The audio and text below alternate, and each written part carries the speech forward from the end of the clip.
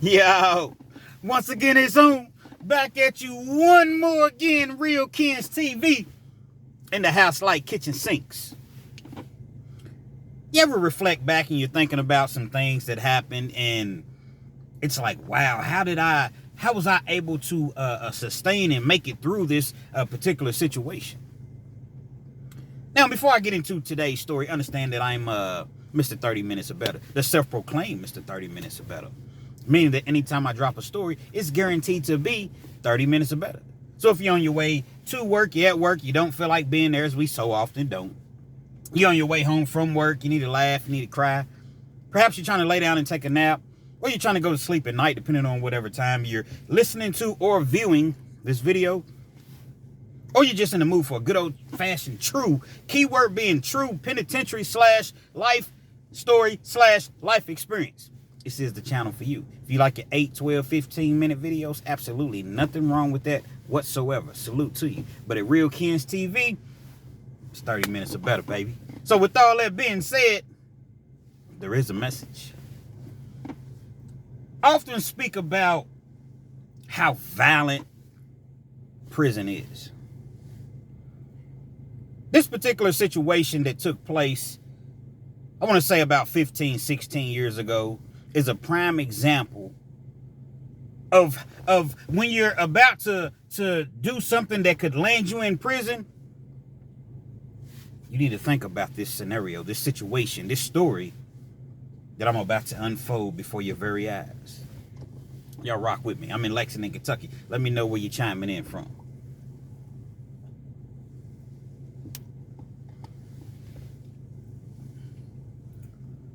Got an individual. He went by Will. Will was his name. Initially, it was Will. He comes into the county jail. This is my first experience. This is my first time meeting Will. Comes into the county jail. He a young dude. Early 20s. White dude. Had the little fade. Big Will. Actually, not Big Will at that time. Will, he was probably about 6'3".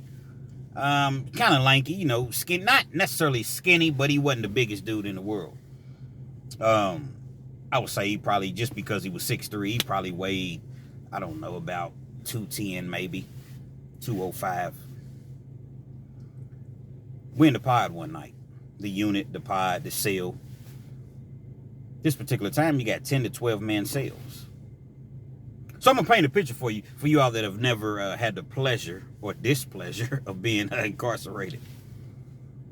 We're in a cell. You have a bath. You have a restroom.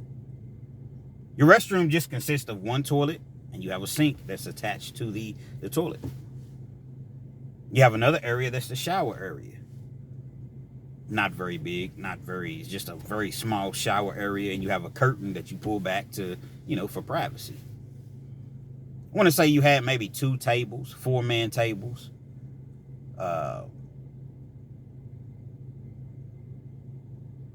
Probably had, I don't know, 5 or 6 different bunks, you know, because you have double bunks. So you have 5 or 6 double bunks. You have a TV. And that's what the cell consists of. Everything is glass. So you can see directly in the cell. So you have 4 units upstairs, 4 units downstairs, pods, units, whatever you want to address them as. So if I look across the way, I can see unit, let's just say I'm in unit C. I can see unit A, unit B. I'm in unit C, and then you got unit D that's right beside us, but you can't see that unit. We would often play poker. Poker is a great way to pass time in jail, but it's also something that I would not advise doing because it gets very, very, very violent over the poker games. It's one of the things that I like to refer to as a cardinal sin in prison. Don't play poker. Don't gamble. It never ends well. Went a poker game one night, and you had Mike, and I forget the other individual's name. It's about 5 of us in the game. You got those 2 individuals that I just mentioned. You got Will, myself, and another person. We're playing, and it just seemed like, man, we losing every hand. Mike is housing the poker game. Housing the poker game, for you all that don't know, basically he's running the poker game, and he's the house, so he takes a cut out of each particular pot. He gets a cut out of.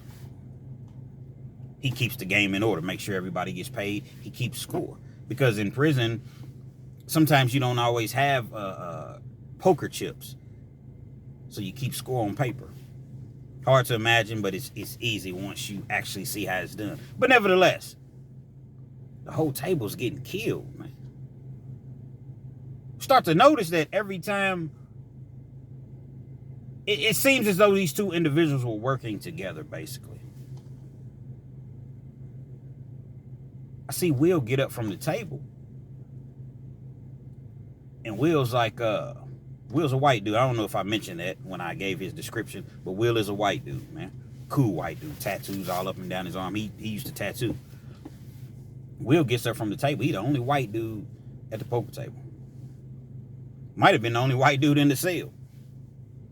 He gets up and walks to the kitty. The kitty is where you keep all your items at. So you don't have cash money in jail, so you have to, your noodles, your zoom zooms, your wham whams, honey buns, and your Polish sausages, your tunas, your chicken pouches, whatever. That's what you use in a poker game. Currency. He goes over to the kitty where everything's being kept at, goes in the bag, grabs all the items that he had put into the game. He had about $15 in the game, pulls it out. Mike gets up. What's up, man? What you doing? Mind you, Will's a good 6'3", 210, 205. White dude, got the little chin strap, sideburns or whatever. Young dude, 22 at the time, maybe 23. Mike's OG. Mike's probably 35. Mike's nowhere near 6'2".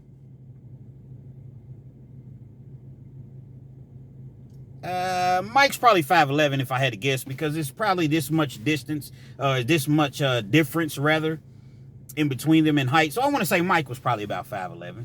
Bald head dude. Like I said, he was about 35. Mike was weighing in at about 205 himself. Had lifted a lot of weights. Been in and out of the penitentiary his whole life. What you doing, man? Nah, man. I don't play like that, OG. You don't play like what? I don't play like that, man. I seen y'all passing cards under the table. Will had seen Mike and the other gentleman that were working together.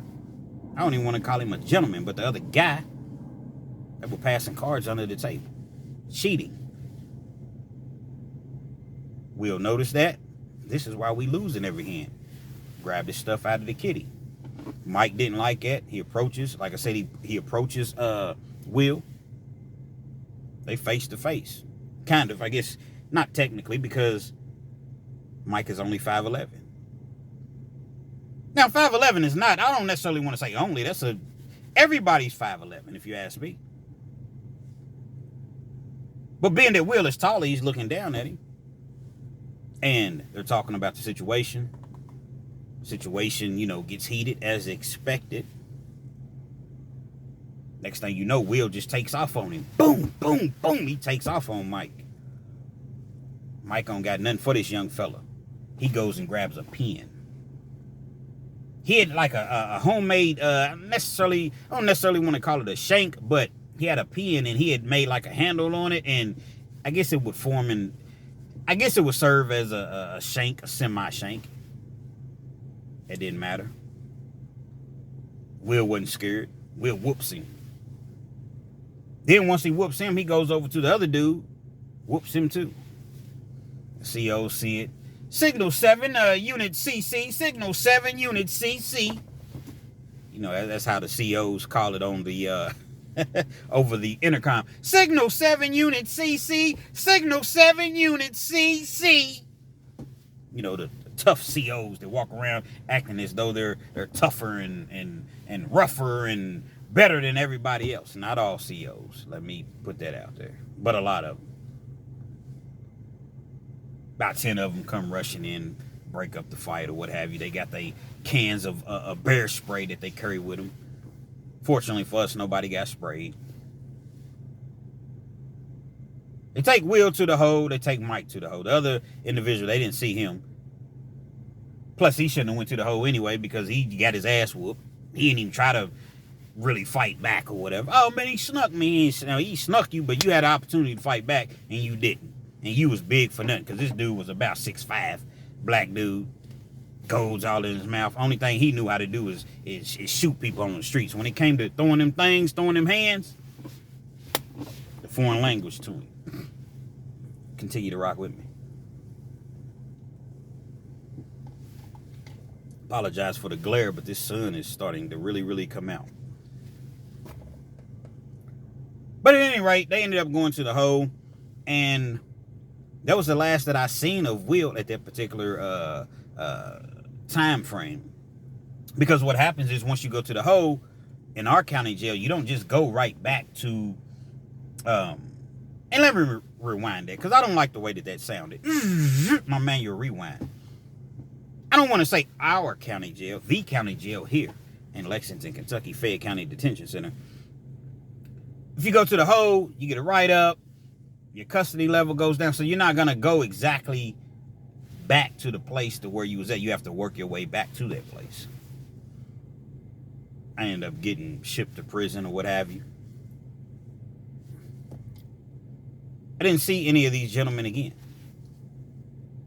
Fast forward 5 or 6 years later, 7 years later, find myself in the county again, fighting another case. I think I was actually on my way to prison again because I didn't really do a lot of time in the county jail. Like I didn't catch like little small cases to where I would go and do 90 days, 60 days. No. Anytime I was in the county, I was on my way to prison. Nothing to brag about, but, you know, 1 + 1 is always going to equal 2. And so I'm in the county jail, and I see they bring Will in. There's a big difference between Will. Still looks the same. Still has the tattoo, still has a chin strap beard, still has the, you know, the same little fade or whatever. But he's about 50, 60 pounds heavier. And it wasn't a sloppy heavy, like he had a little gut, but it wasn't really that big. What's up, Will? I go over and I holler at him. What's up, Big Will? Now it's Big Will. First it was Will, now it's Big Will. Damn, boy, you eating good? What you been out there lifting transmissions? Now this dude was you know, considerably bigger than he was when I initially met him. Pause, double pause, triple pause, quadruple pause. He's just now getting to the county or what have you. I give him a little starter pack, give him some coffee, give him some noodles, some zoom zooms, wham whams, what have you. It's not as though he necessarily needed that from me. But we was always kind of, you know, I kind of liked the young guy, man. Will at this point was one of those guys to where he had a following. He was known in the streets. So anywhere he goes, when he goes to the county jail, whoever's kind of running the pack, running the crew, the car, what have you, it's over with. They're automatically gonna start following Big Will. So I'm talking to him, man. He's like, I ain't gonna be here too much longer. I said, what's going on, Big Will? He was like, man, there was a dude that, see, what it ended up happening was he had been in the county jail, but they had just brought him into our particular unit. He had already been in the county jail. I didn't realize that. I'm not going to be in here too much longer. The dude that's with my girl now, or with my baby's mama, we still cool. He been hitting my son. I said, what? I said, yeah, he been hitting my son. And I got the dime that he's about to come into the cell. Within the next day or two, he's coming here. It's just the thing about Lexington jails, and I would say all jails, smaller county jails, what have you. If you know the COs, hey man, look this person up for me. Let me know if he's here. You can find out information. He had apparently been beating on Big Will's son, and he ended up getting himself caught up in, I don't know exactly what he was arrested for. But Big Will knew that he was coming into the cell. He said, as soon as he comes in, I'm taking off on him. Now, mind you, there's 8 different pods in the cell. As I mentioned earlier, you got 4 downstairs, A, B, C, and D. And then you got 4 upstairs, E, F, G, H. Did I say that right? E, F, G, H. Yeah, it's been a long time since I was in kindergarten. And so, he's already know I'm not really even going to unpack my stuff, man, because as soon as he comes in, man, I'm going to bash him. It wasn't maybe 4 hours later. I don't even know if it was 4 hours, maybe 2 or 3 hours later. The dude walks through the front. Like when you enter a cell, when you enter a new unit, it's like these double doors that you go through. So you go through the first door, that closes. Then you're in like a little vestibule area. Then the second door opens. Then you walk through. When you walk through, you walk directly up to the guards tower. The guards tower's in the middle of the whole unit. There's no walls, there's no glass or anything. It's just you walk up about 3 or 4 steps, and that's the guards tower. It's like there's a small wall, but it's maybe, I don't know, 5 feet high. Big Will sees it. All right, fellas, I'm gonna holler at y'all. He walks out of the cell. When he walks out of the cell, because like you can walk in and out of the cell doors. They keep them open until lockdown. When it's lockdown time, they keep them locked. But if it's not lockdown time, you can go in and out of the doors all day long. At this particular time, you could. Now you can't. He sees the dude walking up to the guards tower. What's up, man? You put your hands on my son? Man, I don't know. Bing, bing, bing, bing, bing, bing. I'm talking about Big Will takes off on him. Man, he's beating the brakes off of him. Right there in front of... The officer can't really do anything. Big Will's a gorilla at this point. Close to being a gorilla. He got to be a gorilla. If he's 250 and 6'3", he's a gorilla. He beating the brakes off dude. Dude can't even get a punch in. The dude is trying to run, but every time he's running, he's falling down. He done lost his shoes. Because he got like sandals on or what have you. Big Will got his tennis shoes on. Because once you get to the unit, they give you your tennis shoes. This particular unit, we was in a trustee pod. They give you your tennis shoes. Well, this dude hadn't got his tennis shoes yet.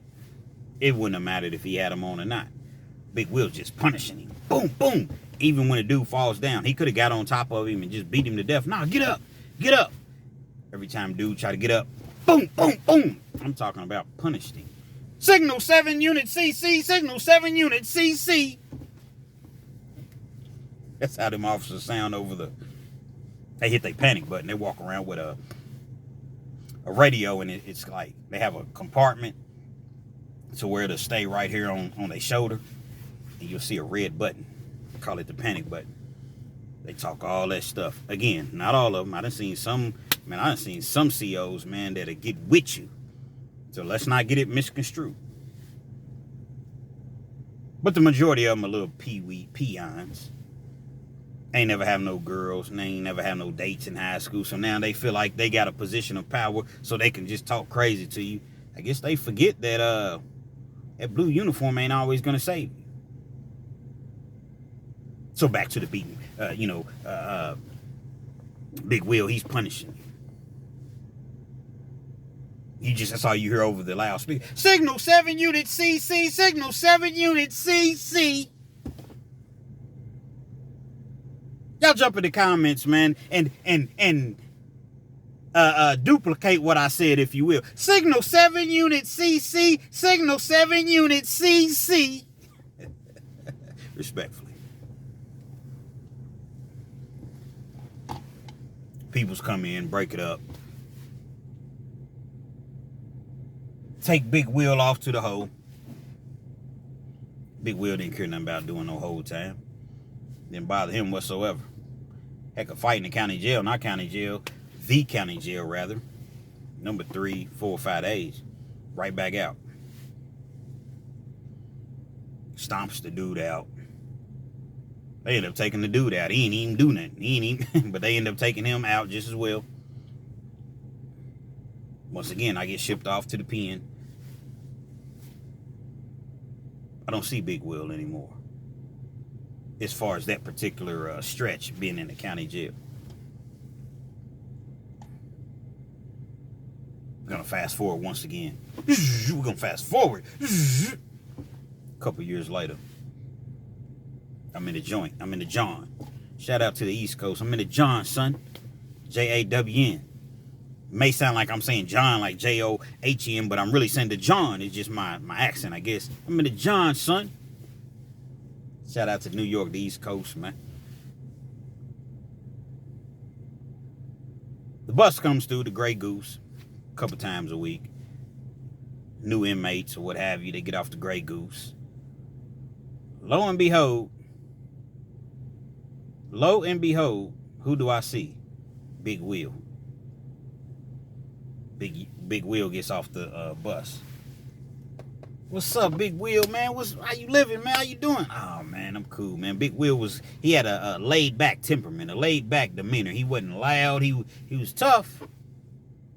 He was aggressive, but only when need be. Like, he was just a cool dude. Never was no bully, none of that stuff. Of course, he got people that just automatically fling to him. It was typically all white dudes. Nothing wrong with that, but he had a lot of white dudes, but the black dudes respected him just as well. But the crew that he kicked it with typically was, that he like really, really hung with, was white dudes. They say Big Will, they, cling to him or whatever. Immediately he got respect on the yard. He's already known on the yard. He's been to the yard before. So he's on the yard, everything's everything. I see him from time to time. It's not like we hanging out or anything, but when I do see him, what's up, bro? You good? You need anything? Nah, I'm straight, man. You need anything? Nah, I'm good, man, but that's what's up, man. You my dog, man. My dog, that part. A few months goes past. He's at the canteen line. We're at the canteen line. The canteen line in prison. See, prison is a large place, a large area. You have a lot of people. You might have 1,000. You might have 2,000. You might have 15 people on the yard or more. So you got certain days to where you go to commissary. You got certain times to where you're on the yard, or you can go to the gym, or everything is time based or structured. When the commissary line, and we walk up, I'm talking to Big Will, and as we walking up, he sees one of his homeboys. Now, this wasn't one of his homeboys that was like really in the streets like that. It was really somebody that he grew up with, but Big Will ended up changing neighborhoods. They moved. You know how like you might live somewhere, I don't know, from 6 to 10, and then you move to another area, and then you're there from 10 until you're an adult, or 18, 19 years old, or so that's really where you grew up at. Where he sees an individual that he grew up with in the earlier years, from 6 to 10 or whatever. Man, what are you doing here, man? What in the world? I never in a million years. Lil Aaron. Lil Aaron was Lil Aaron for a reason. Lil Aaron probably wasn't nothing but, no, see, that's what I'm saying. I know you all in your mind are thinking 5'11". That's what gets me. That's why I don't like saying people's sizes as far as their height, because everybody wants to think that I'm always going to say 5'11". I read the comments. Hey, Kens, how's everybody 5'11", bro? I mean, seriously, you losing credibility. How's everybody 5'11"? I don't know. Okay, I can't decipher. I can't determine. I don't understand. But for some reason, everybody tends to be 5'11". Merchandise coming soon. The whole world's 5'11". Merch on deck. Unfortunately for Lil Aaron, he wasn't nothing but maybe 5'6". Lil Aaron probably didn't weigh nothing but maybe 130. Little bitty dude, frail dude, man. Had a little fade, the little John B. fade. Have no hair on his face, nothing like that. Smooth face. Big Will noticed that as he's, trying to interact and speak with Little Ern, after all, they hadn't seen each other in years. Little Ern really wasn't saying anything to him. Man, what's going on? Dude being shady. He looked behind him. He said, big black dude. Big black nigga. I'm talking about, man, dude was about, he's probably about 6'3", 6'4", about the same height. He was a gorilla, man. Absolute gorilla. Doing a 20-year prison bid, 85%, so he was going to do 17 and a half. He had already been in for quite some time at that point. Big Will quickly understood. He quickly realized Lil Ern's been turned out. I'm speaking to another man's boy, girl, wife, quote unquote. That's what it's referred to in the penitentiary. I never refer to anybody as anybody's wife or boy, but that's what a lot of people refer to it as in the penitentiary. Couldn't see this individual's eyes because he had dark shades on. Couldn't necessarily see his figure, if you will, to say the least, or for lack of better terms, rather, because he had a state coat on. State coat is what they give you. It's a khaki coat in prison, basically. But you could tell that this dude was huge. Big Will kind of left the situation alone. He wasn't afraid of this gorilla that he just seen. Now, when I say gorilla, not because he's a black guy, but this dude's a big dude, man. He just knew from being prior experience and being in the penitentiary before that, okay, evidently, the more that I say to Lil Ern, the more hot water, if you will, I'm going to get him in. Because, see, when you're another dude's boy in the penitentiary, you better not even look at nobody else. You better not speak to nobody else. You better not even acknowledge another individual. It's sad, but true. So true. You see, little Ern had found himself in the penitentiary over something. He didn't grow up getting into any trouble. He knew an individual that sold that H, that dog, that boy at Brown. He didn't sell it, but he knew an individual that did. Dude was asking for it. He called his mans up. Hey, my dude is looking for this. Can you hook him up? Yeah, that's cool. Basically, he brokered the deal. Deal ended up going bad. Now, when I say the deal went bad, the H was no good. Had that, I guess it had something in it. Fentanyl back then wasn't really as prevalent as it is now. It could have been. I don't know what it is. Dude ended up ODing. They went through his phone. They found out that Lil Ern had brokered the whole deal. So guess what? Being that dude passed away because he OD'd, but he was the big one. It wasn't the OD and the Narcan and bring him back. No, it was the Elizabeth, I'm coming. It was the big one. Went back through the phone records, as I mentioned. They found out that Lil Ern, he was another individual, never been in trouble ever in his life. Found himself in prison. Didn't make a dime off the deal. Just called, hey, man, my man's just looking for this, man. Trying to be cool. Trying to be helpful. Found himself in prison. He didn't have the stature that Big Will had. A lot of people didn't really know him. As I mentioned, Big Will was only in that neighborhood for, from 6 to 10, 6 to 11, somewhere right around in there. Then he went to the neighborhood in which he really, really garnered and he gained his real street cred and respect. Big Will's friends didn't even know anything about Lil Curtis. I'm sorry. I said Lil Curtis. Lil Ern. I'm saying people's real names on there.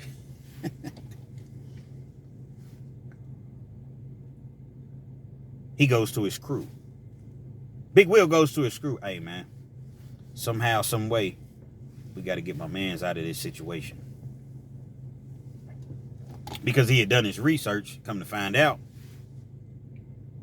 Lil Aaron was living with the big black guy.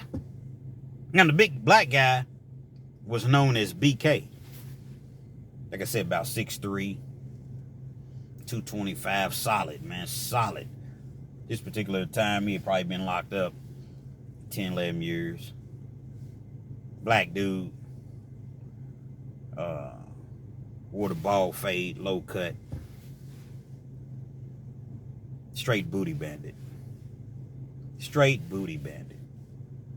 Now, in Kentucky prisons is different because I often hear people say that prison is typically segregated. Meaning that if you're a white guy, you have to be in a cell with a white guy. Black guys have to be in a cell with black guys. Mexicans have to be not in Kentucky. Now, they'll try to put you in a cell. If you're a black guy, they'll try to put you in a cell with a black guy. But let's just say one of your partners, y'all real cool, you black, he's white. Man, I want to be in a cell with dude. You sign a little paperwork or whatever, and you all can go into the cell together. BK was an absolute knockout artist. You know what BK stands for? Black Knuckles. Some people would call him Black Knuckles, but typically, man, in prison, you know, nicknames BK. Forearms was huge, man. This wasn't one of those guys that was just big for nothing. Nah, man, he was called BK for a reason, man. He knocking dudes straight out, man. Left hand, right hand. Bench 400 in the weight pile. Over 400. He's doing military presses, 225 behind his head like it ain't nothing, for 20s like it's nothing. Deadlifting 500-600 pounds. Squatting 500-600 pounds. Skull crushers for all my weightlifters that know. You take that bar and you lay down on your back and you work your back arms. He's skull crushing 225, man. Big, just a gorilla, but he's been locked up 10, 11 years. Black Knuckles, man. Reputation was impeccable. He knocking dudes out, man. You say anything. Plus, he know how to kick. He know how to use his legs. I seen him roundhouse a dude one time, man. Dude was not to be fooled with. He just like boys. He like little white boys, man. Oftentimes when we tell stories about, or when I tell stories, rather, about booty bandits, it's not always black guys. There's white booty bandits just as well. But I haven't ran across many booty bandits. But the ones that I have encountered, the majority of them have been black guys. But again, there's many, many white booty bandits just as well. Hell, I even encountered a blind booty bandit. Don't believe me? Go back and check my videos for you all that haven't seen it. Blind booty bandit. Literally a blind booty bandit. This dude wasn't a game, man. He had caught Lil Aaron, and he was basically threatening and extorting Lil Aaron, and made him move into the cell with him. Because initially, Lil Aaron didn't live in the cell with BK.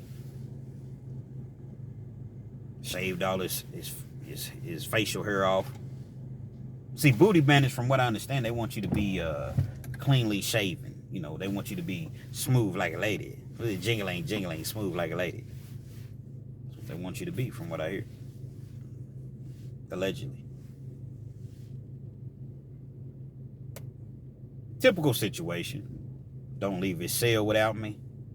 When I'm gone, you hold the cell down. You cook the food. You make sure everything is straight, clean in the cell. You don't go out on this yard without me. You don't need to go to the chow hall. I got money. BK's family or what have you looked out for him. Luckily for Aaron, his people looked out for him, so they really didn't have to go to the chow hall. You have my food ready. Sometimes I might cook for you. Don't leave his cell. You be waiting in his cell for me. It seemed as though Lil Aaron was being held captive, being held hostage. You can't leave the cell. What can Lil Aaron really do? You can't fight this big SOB. If I go to the administration and I say, man, that this is happening to me, just going to ship me to another yard. This dude has reach. When I say he has reach, he knows people on every yard. He put that in Lil Aaron's mind. If you ever tell on me, if you ever check in, if you ever go to another, I'm going to find you. I'm going to find you. Somebody's going to find you. I know everybody in every penitentiary. And it's going to be 10 times worse. I'm protecting you. Every time Lil Aaron got his money, they make a store list or what have you, go to the commissary. Pretty much, BK controlled Lil Aaron, his every move. Wasn't even allowed to leave the cell. And if he was, BK had to approve of it and typically had to be with him. Big Will's learning all of this information. What you want to do, Big Will? It's his crew. What you want to do? They respect it. What you want to do? Man, I can't let my little homie go out like that, man. It's a dude I grew up with before I moved to the hood with you all, man. Shit, we behind you. What's happening? What you want to do? We gonna get him, man. But when we get him, we got to get him. We can't just get him and then give him an opportunity to get back. Nah, we got to get him off his yard. We got to get BK off his yard. They devised a plan. Problem was, they never really had an opportunity to see Lil Aaron to let him know what was going on. A couple weeks goes past.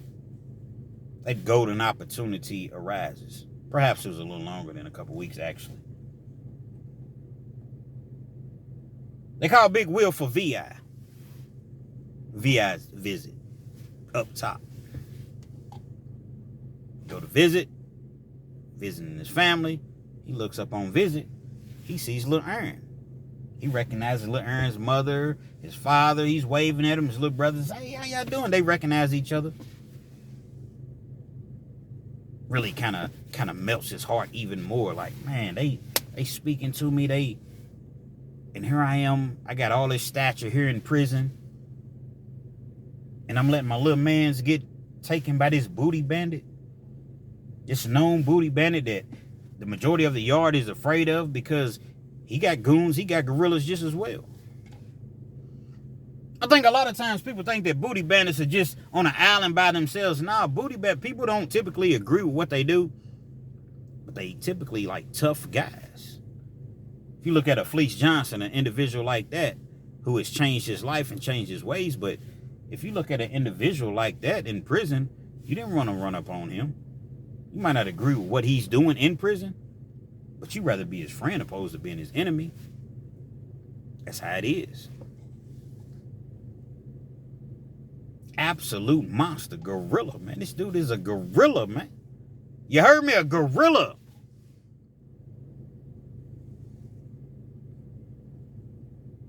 They're leaving visit. There's a line that you have to go through. Once you come off a visit, you have to wait to be strip searched to go back to your dorm or go back to your cell. Golden opportunity. He finally had an opportunity to speak to Lil Aaron on a one-on-one basis. Man, what's going on with you, bro? I done heard about this dude, BK Black Knuckles. I know that you in the cell with him. I mean, is this something you want to do? Is this something that you happy about? This is me, man. This is Big Will, man. Talk to me. Oh, brother, man. I was here about 6 months, and the guy just kept, I don't know, guys was coming up to me, and they was taking my commissary, taking my bags, and BK would always bring me my stuff back. Oh, okay. So basically, he was basically, hey, man, y'all run up on dude, take his stuff or whatever. I'm going to give y'all, a few dollars or whatever, and then I'm going to play hero and bring the stuff back. So that's how he lured you in. You see what I'm saying? He lured him in. Hey, listen, man, come move in the cell with me. I'm going to make sure this never happens to you again. I told him no, but it kept happening. And so, okay, I moved into the cell with him. Basically, I was forced, but I didn't know. Then when I came into the cell, he started coming on to me, after a couple weeks that I've been in there. And then he made me shave my face. I can't fight this guy. I wanted to go and tell the police and administration. But if I did, he told me that something had happened to my family. And if I go to another prison yard, he knows people on every yard. And I didn't know what to do. I don't like it one bit. Don't worry about it, little bro. I got you, man. I got you, man. Just give me a little bit of time, not long. Just give me a little bit of time, and I'm gonna get you out of this situation. That's my word, man. That's my word. Don't tell nobody about this conversation. Man, please, man, help me. This guy makes me do stuff, man. He forces me to do certain stuff, man. I like women. I don't even, but, I mean, what am I going to do? This? You see how big he is? And say less, man. Say less. I got you. I got you. The two go back to their respective dorm cells or what have you. Big Will goes back to his crew. He's telling them the situation. Hey, keep this tight lip. This is between us. We're gonna get this BK. Black Knuckles, we're gonna get him. As I previously mentioned, you can't just get him and run up on him and fight him, because he's gonna fight 4 or 5 dudes hard by himself. He's in tip-top shape, run 3 or 4 miles, work out every day. You're gonna have to damage him, man.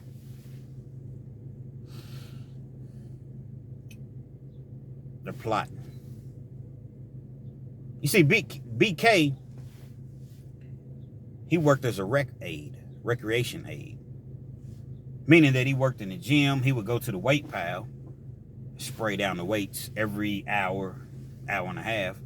Part of his job was to go and take the disinfect, spray down the weight benches, wipe them off, and make sure everything is clean in the weight pile. Went into work 8 o'clock in the morning. Upon doing their research and homework, they realized, okay, best time to catch him is in the morning.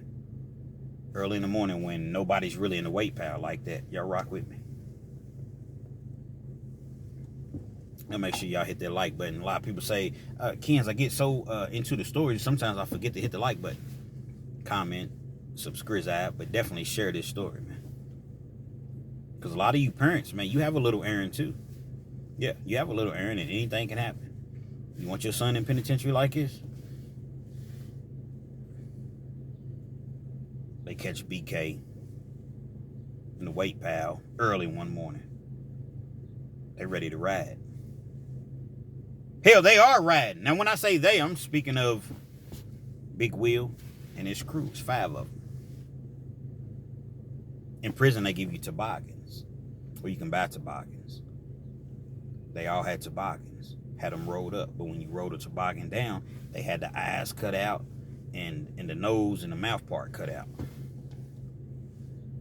You know, in the movie Django, when they was getting ready to, they thought that they was getting ready to ride on Django and the dentist.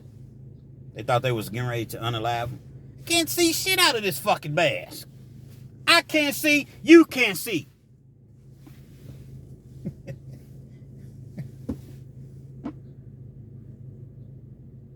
They had everything all arranged. They seen him go downstairs because they was sitting like kind of in the cut, like on the bleachers. They see Big K go downstairs to the weight pile, had his spray bottle, had his rags in his hands, had his headphones on. He's bumping his headphones in prison. You'll see it at a lot of dudes. You know, the CL30s. I think that's what the CL20s and the CL30s. Y'all, if you've been to prison, man, you should know about the CL20s, the CL30s. Just a headphone brand, a cheap headphone brand that they're going to sell for $40 in prison. Probably cost them $6, $7. Nevertheless, they see him going downstairs. This is our time. They move in on him. 2 of them got them swords of justices on him. They're not really trying to unalive him, but they definitely trying to, you never know, man. This dude is a gorilla, man. They go downstairs.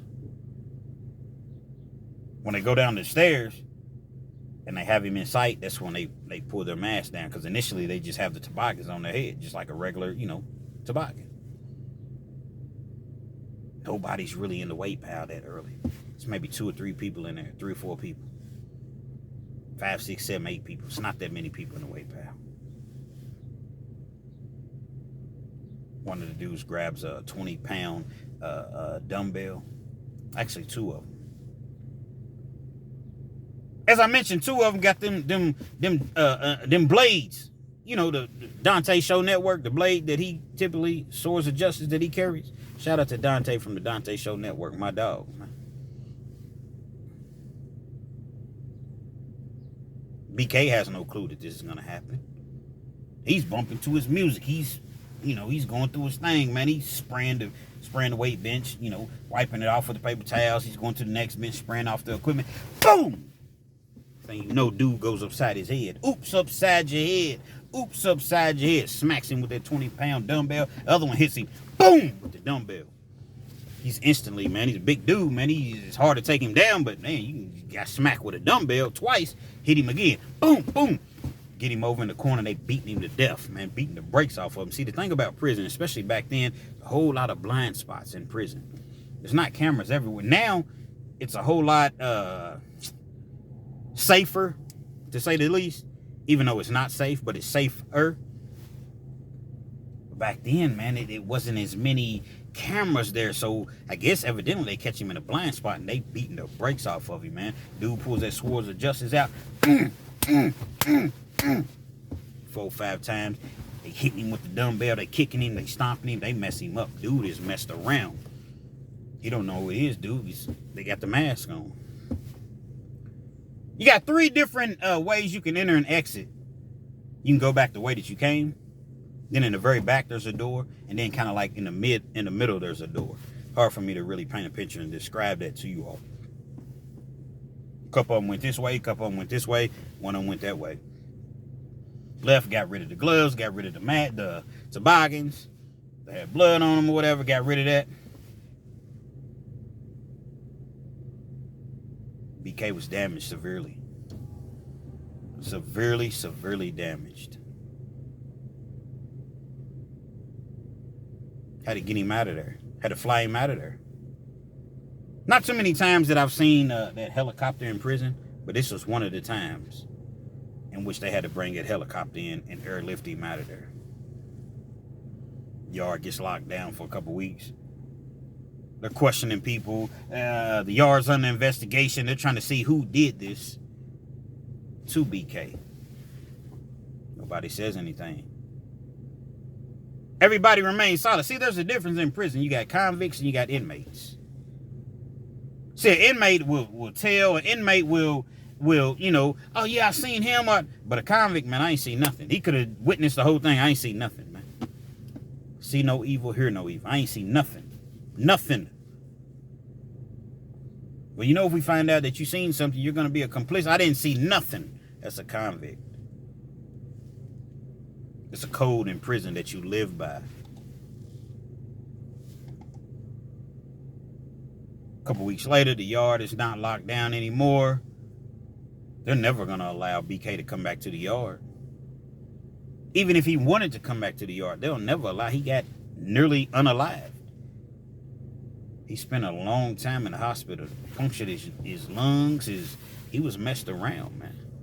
Like they staples in his head. Like they did a number on BK.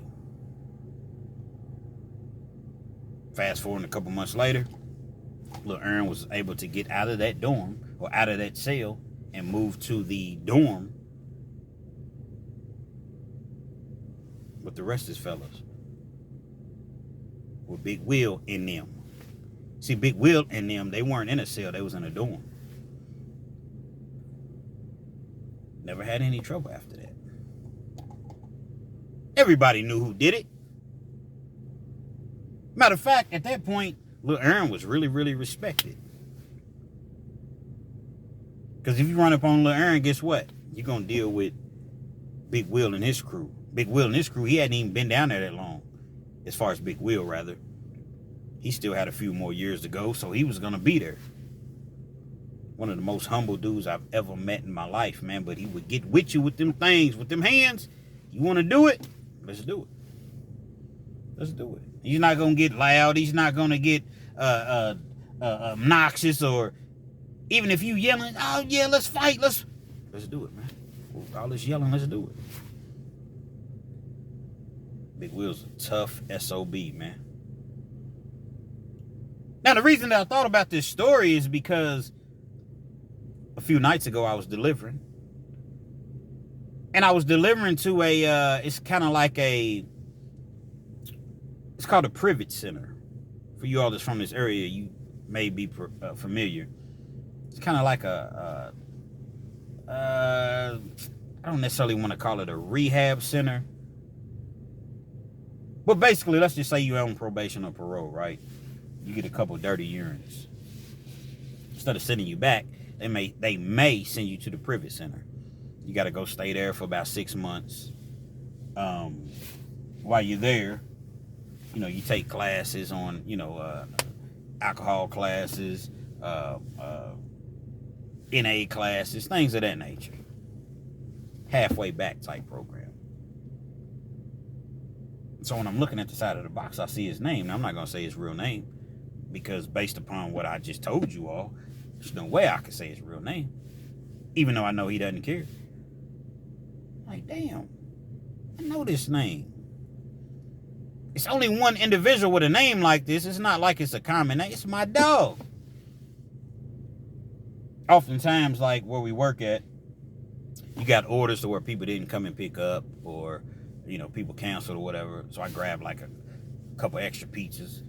I grabbed a couple 2 liters. I paid for the 2 liters. Put it all in a bag with the things that he had already ordered. I take it out there, and lo and behold, when he comes to the door, that's who it is. Because when you first walk in, he wasn't initially at the door. So I'm like, yeah, man, I'm here to deliver this for Big Will. I really said his real name, but, Big Will. A couple minutes passes rather. Once he sees me, his whole face lights up. Because him and I, we were always cool. Never kicked it a day outside of prison as far as, we kicked it, but not, I see him. We might have a little shot or something like that. Kick for 10, 15 minutes. He go his way, I go my way. I see you when I see you. What's up, boy?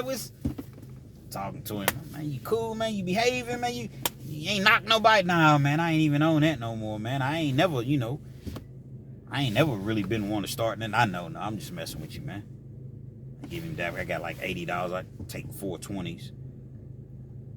But I said, no, I don't want to get him into trouble because there was like a counselor that was right there. I said, can y'all have money in here? Can I give you some money? So Big Will looks at the counselor. He's like, yeah, you can give him some money. I ain't want to get nobody in trouble. I give him like $80, give him that, give him the bag, food or whatever. What's your number, man? So I give him my number or whatever, and it's crazy. I ran into him, and it made me think about this story of how Big Will and his crew demolished a known booty bandit that more than half of the prison yard was afraid of. I want some of y'all to think about this story, because this doesn't always apply to the streets. This applies to everyday realms of life, I guess. So you have bullies that are out here that are on the job. You know that people need a job, so you talk to them and you treat them any type of way because it's like, okay, you don't like it, you can leave and go get another job. Knowing that it's not that easy. Relationships. Any particular situation in which you're in a position of power, you feel the need to flex your power. Now, it might not necessarily be in this situation as far as a booty bandit is concerned. But the basis of this whole story is you reap what you sow. You reap what you sow, and never judge a book by its cover. See, nobody looked at Lil Aaron as dangerous. After all, he's 5'6", 120, 130 pounds. It's not like he's 5'11" and 215 pounds. See, nobody knew that Big Will was going to come and save the day. Well, Kens, you're encouraging violence? No, I'm not encouraging violence. I'm not a advocate for violence. But what I do believe in is protecting the innocent and protecting the individuals that can't fight for themselves. Nobody anticipated Big Will coming down there and knowing Lil Aaron.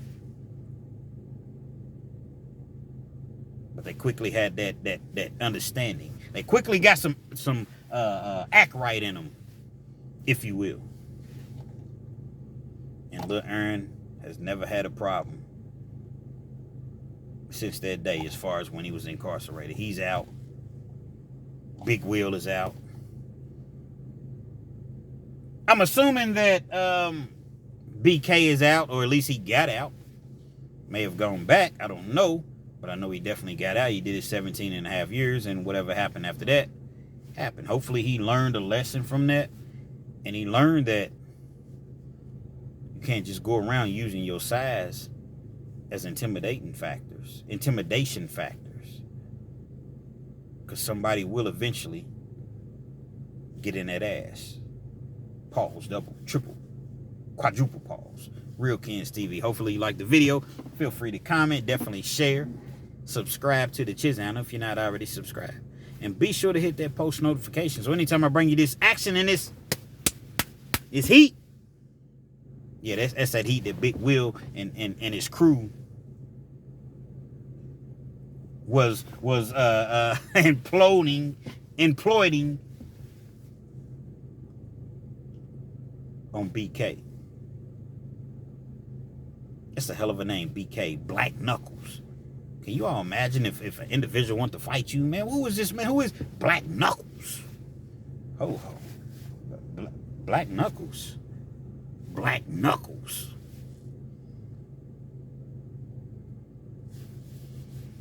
Big Will didn't care nothing about no Black Knuckles. Real Kens TV, man.